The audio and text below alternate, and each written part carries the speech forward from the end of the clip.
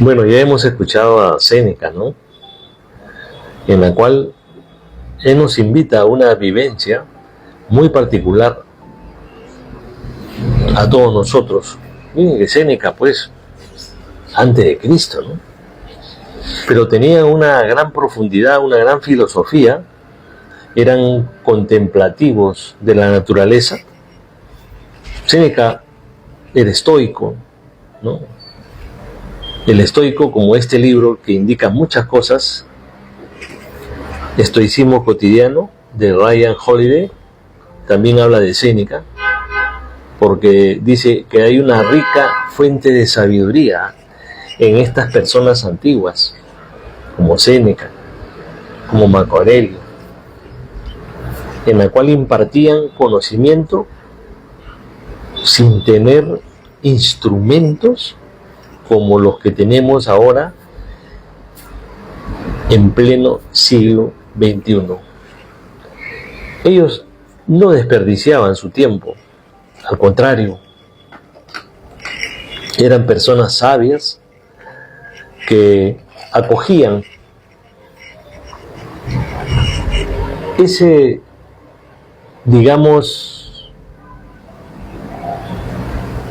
o esa línea que se traza en un tiempo de donde comienza hasta donde termina. Por supuesto que ellos, ni nosotros podemos determinar dónde comienza ni dónde termina. Porque la pregunta sería, ¿qué es el tiempo? Si estamos en el siglo XXI, y también ellos, en esas épocas antes de Cristo, porque él murió el 65 después de Cristo, también se preguntaría lo mismo, ¿no? Pero en otros términos. Pero él sabía que había un tiempo. Y seguramente, como filósofo y estoico, también se preguntaba dónde comienza, dónde termina, quién lo hizo o cómo se hizo. Seguramente él se preguntaba eso, ¿no? Como muchos filósofos presocráticos y después ya de Sócrates hacia adelante, y uno de ellos fue Aristóteles, discípulo de Platón. El alumno salió mejor que el maestro, porque Aristóteles ya era una persona metafísica. ¿Qué quiere decir esto? Que la metafísica, cuando tú empiezas a filosofar, es ver más allá de lo que la gente común lo puede ver, o de lo que tú lo veías, pero ahora con la preparación de vida ves más allá de lo común. Esa es la metafísica, ¿no?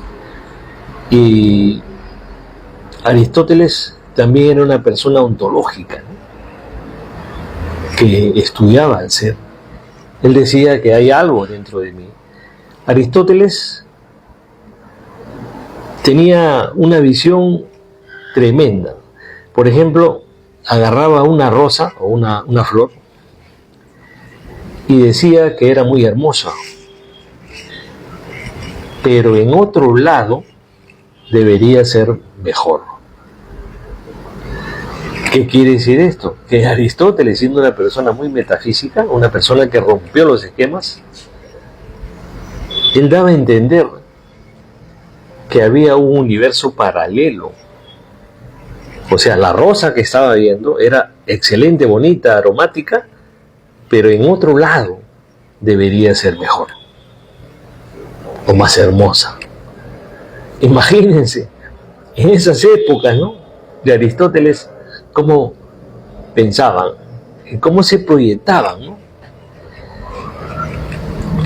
Cada vez que yo leo estas cosas o veo una conferencia en YouTube, porque para eso está YouTube, al menos para mi forma de pensar, para culturizarnos, para aprender, para razonar, para ver cuán ignorante somos, y yo me incluyo, porque mientras más sé, menos sé.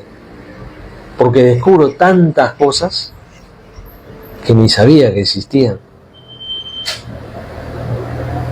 Pero la descubro y digo, ahí está. ¿Y cuánto tiempo perdí? Y no llegué a conocerlas antes, ¿no? Es como los trabajadores, ¿no? Los trabajadores de cualquier, de bancos, de cualquier empresa, ¿no? De cualquier empresa donde tú trabajes, y pasan los años, y cuando ya están por jubilarse o se jubilan, dicen, ¿no? Y también yo lo he dicho, personalmente, ¿cuánto daría por regresar unos 40 años atrás con la experiencia que tengo hoy día? No seríamos empleados, seríamos microempresarios, medianos empresarios, gran empresario, una microempresa, porque en realidad nos preparan para ser empleados, pero no para tener un negocio y administrarlo. Esa es la cosa. Por eso las universidades deberían ya ir preparando carreras técnicas, ¿no? Con diploma, como un profesional normal. Cuando yo estudiaba en ICA, porque yo estoy hablando de ICA, mi nombre es Hernán por si acaso, Hernán Oleto. Cuando yo estudiaba en San Luis había un politécnico donde se estudiaba lo normal y en las tardes se estudiaba mecánica, se estudiaba electricidad, se estudiaba carpintería y otro albañilería, y a la par que estabas estudiando tus clases normales, salías de técnico para que tú mismo dirijas tu vida y tu tiempo. Sobre todo, el tiempo es muy valioso. Ahora se ha quitado eso. En mis tiempos, como lo dije antes, se estudiaba una serie de cursos, hasta por gusto. Por eso salías muy bien preparado y las empresas te llamaban para trabajar. Así eran los tiempos aquellos, que no volverán, y los profesores eran pues un símbolo de respeto, ¿no?